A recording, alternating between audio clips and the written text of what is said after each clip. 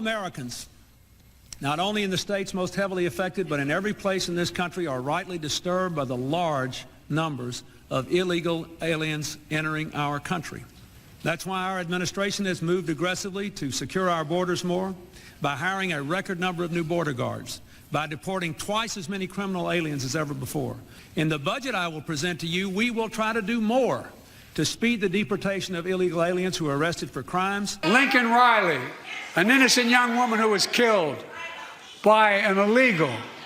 That's right. But how many of the thousands of people being killed by illegals? To her parents, I say, my heart goes out to you, having lost children myself. We are a nation of immigrants, but we are also a nation of laws. It is wrong and ultimately self-defeating for a nation of immigrants to permit the kind of abuse of our immigration laws we have seen in recent years, and we must do more to stop it. Now, you should have said undocumented, but that's not a big thing, okay? What's the big thing? You know, today, if you're a Democrat, any member of the Democratic Party, any politician, or even one of our fellow citizens who's been caught in that tribalist trap of believing that they themselves are some sort of Democrat, that the party actually cares about them, then today is a victory lap day for the American left, right? Because that is exactly what today feels like if you're a Democrat, a victory. And just think about that just for a second. They were so on edge about Joe's speech, and not how it would be received, not what he would say, but just about his ability to actually speak. They were so freaked out about that, so convinced that he couldn't get through it without proving to America that his brain didn't work. They thought that he would prove to America that instead of a politicized, two-tiered system of justice that just picks and chooses whichever president they're going to charge with mishandling classified materials and when they're going to do it, that instead we actually really do have a well-meaning elderly man with a poor memory in chief. But he actually made it through without embarrassing himself too much. So now those people are confused. And honestly, I'm amazed. I'm a little confused too. What I would call it is impressed. I'm impressed. Aside from all of his verifiable lies, which there was a bunch of them, we're still waiting on liberal fact checks. They must be pretty busy with it. He actually made it through without a Mitch McConnell moment, and was at least able to look like the old, incompetent, just dishonest, and not real bright Joe Biden. He brought that guy back. And that's where we're at. We got a liberal victory lap, not because the speech was a success, but because it wasn't a total failure. And that is the state of politics in the year 2024. But that's not the full picture. This is what was going on outside. Democratic Party, we know what side you're on. Remember Hiroshima, remember Vietnam. Democratic Party, we know what side you're on. Organization saying we've never seen anything like this before. People who have gone to conflict zones, people who have witnessed genocide.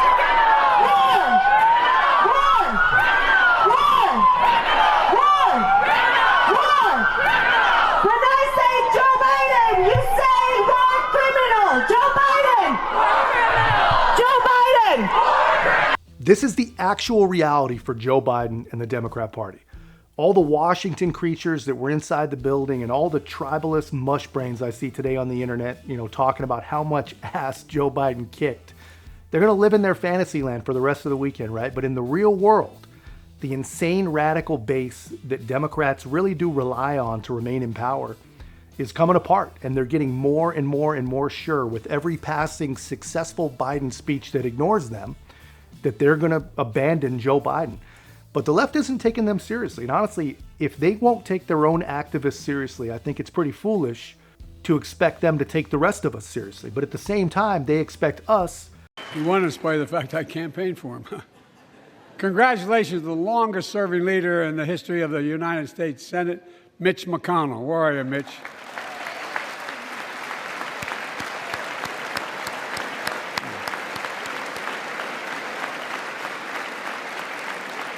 And congratulations to Chuck Schumer, another term as Senate Minority Leader. I think this time you have a slightly bigger majority, Mr. Leader. You're the majority leader. About that much bigger? Yeah. Well, I tell you what, I want to give special recognition to someone who I think is going to be considered the greatest speaker in the history of the House of Representatives, Nancy Pelosi.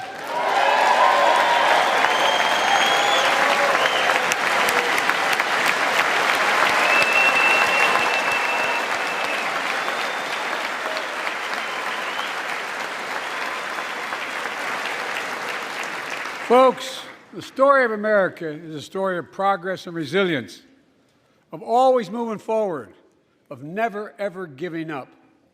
It's a story unique among all nations. We're the only country that has emerged from every crisis we've ever entered stronger than we got into it. Look, folks, that's what we're doing again. 2 years ago, the economy was reeling.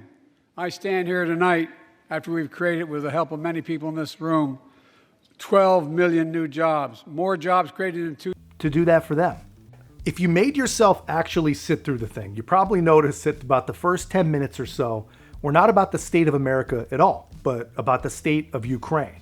A lot about the state of NATO also, including the Democrats' favorite new propaganda piece. They believe that Donald Trump told Putin to do whatever the hell he wants if NATO doesn't pay, which of course is not even close to accurate. Just the usual lazy, out of context 3 seconds from a larger 15-minute speech about European NATO countries actually paying their fair share for their own defense, which if you're a Democrat, that's an evil pro-Putin, pro-Russia talking point, right? These are the same people, by the way, that clapped like trained seals when Joe Biden spoke about wealthy Americans and American businesses paying their fair share. So they want you to pay your fair share, but they don't care if NATO pays their fair share. Now, I think you guys are starting to see how this works and who exactly benefits in all this. But if I need to simplify it for people who didn't actually watch it, the speech basically opened like this. The State of the Union is strong, and now let's talk about Ukraine. And then he did for way, way too long. And I was at a point where I was willing the guy to stop talking about Ukraine, talk about something domestic, please, anything. And then this happened. Many of you are here on that darkest of days. We all saw with our own eyes the insurrectionists were not patriots. They'd come to stop the peaceful transfer of power, to overturn the will of the people. January 6th lies about the 2020 election and the plots to steal the election posed a gravest threat to U.S. democracy since the Civil War. But they failed. America stood.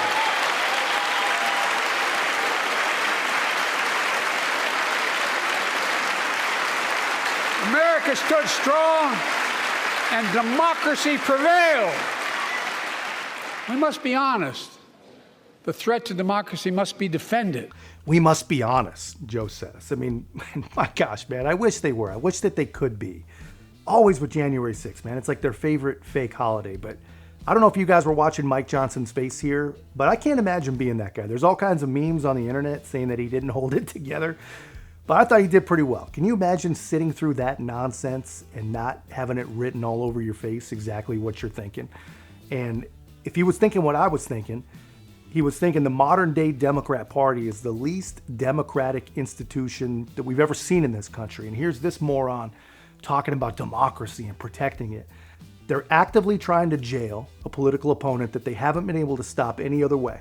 And if that doesn't work, they'll bankrupt the guy, they'll ruin his business if they can, and really they'll do anything that they can possibly get away with to him or his family, while at the same time they protect the Biden family and they protect Joe Biden himself with special prosecutors willing to overlook documented crimes because of the man's mental state.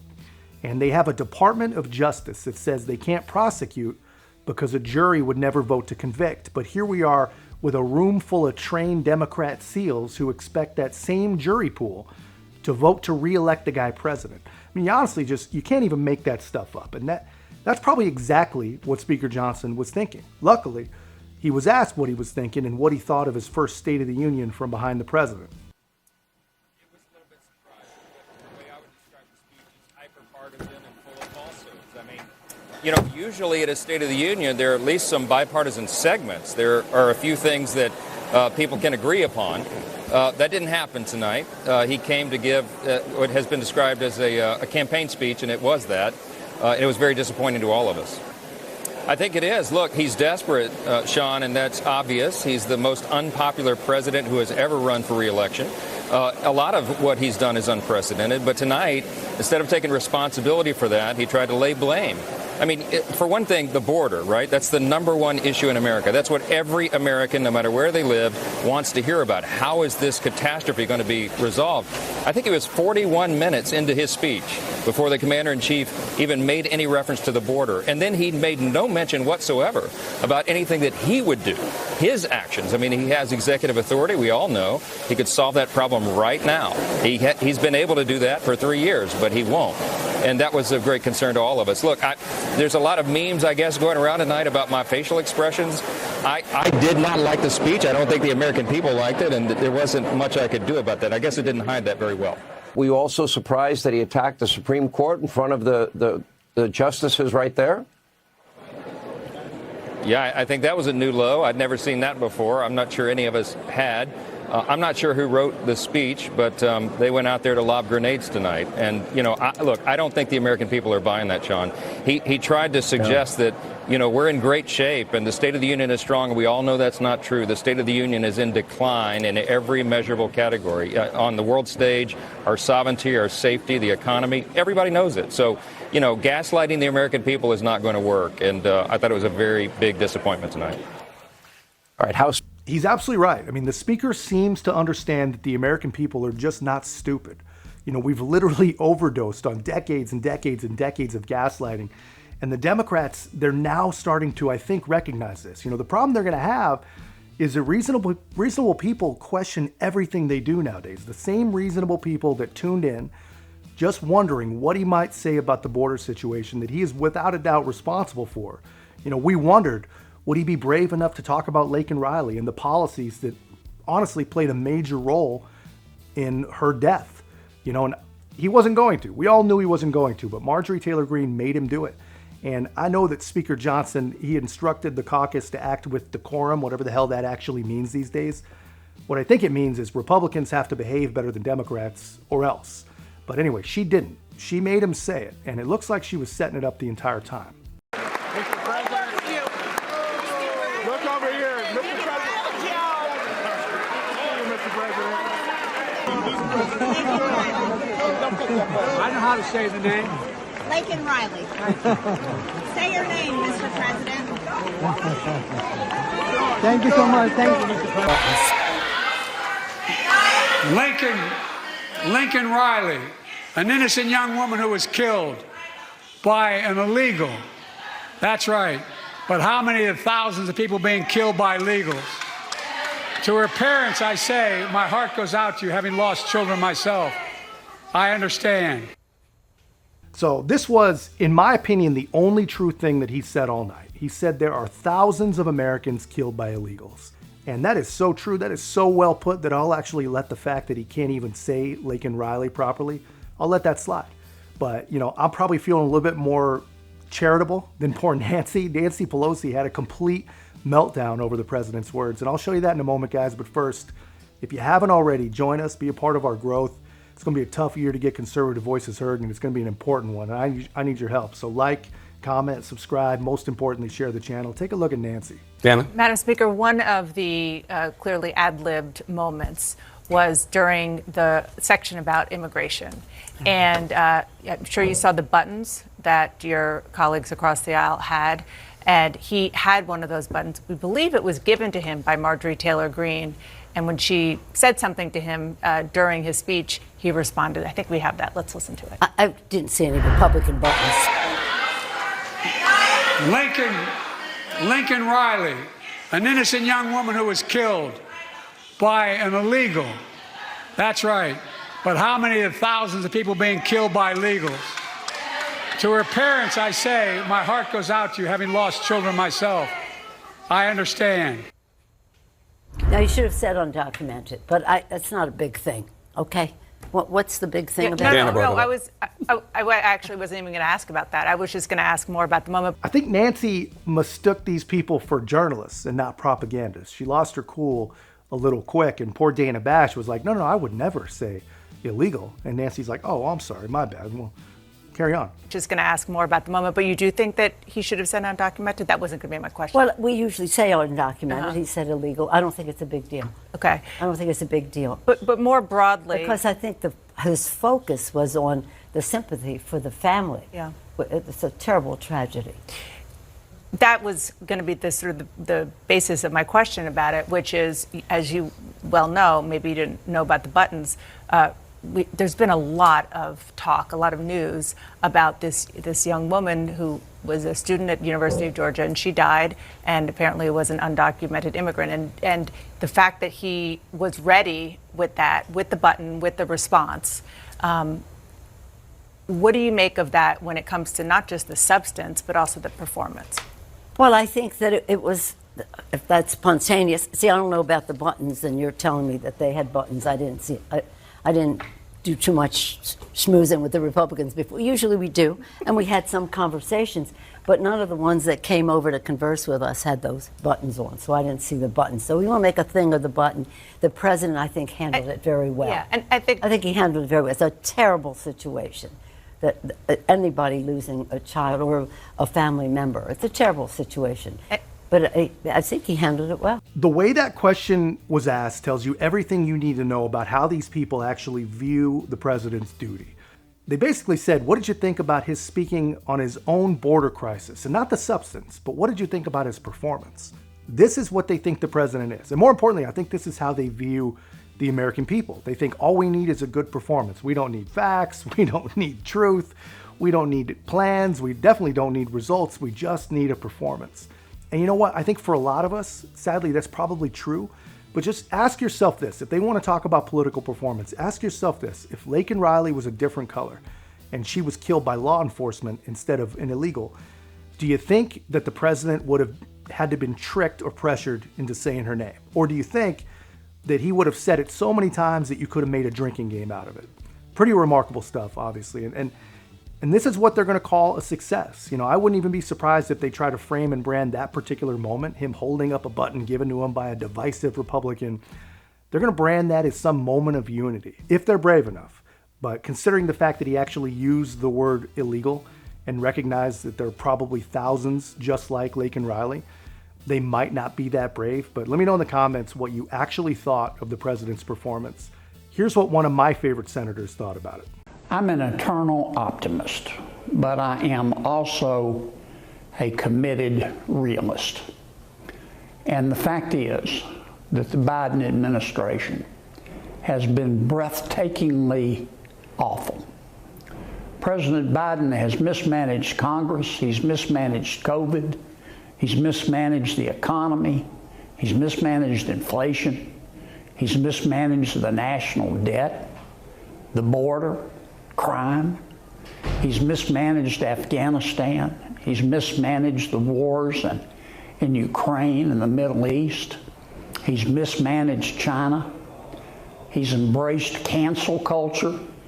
He's treated parents like domestic terrorists. And his administration has foolishly sacrificed America's energy independence. Tonight, the president voiced some pretty words in his State of the Union speech. And he tried to tell us that the State of the Union is good and that he has done a good job. And any fair-minded American knows that that is not true. Any fair-minded American knows that the guiding principle of this administration has been, let's do the dumbest thing possible that won't work. That is the unvarnished truth, and the American people deserve. Let's do the dumbest thing possible that won't work. Pretty simply put. Maybe not the best grammar, but completely spot on from the senator. They have been consistently wrong, man, consistently misguided. You know, whether it was Joe telling Vladimir Putin that we'd accept a minor incursion, or whether it was the Afghanistan withdrawal that led Putin to think he could do whatever he wanted in the first place. They have not done one thing correctly. And now, 3 years into this stuff, man, 3 years later, people all over the world are dying as a result of Joe Biden. And we can't have another 4 years, man. We cannot survive another 4 years. But that's just my take, guys. Let me know your thoughts in the comments. If you haven't already, please make sure to like, comment, subscribe. Most importantly, share the channel. I'll see you in the next one.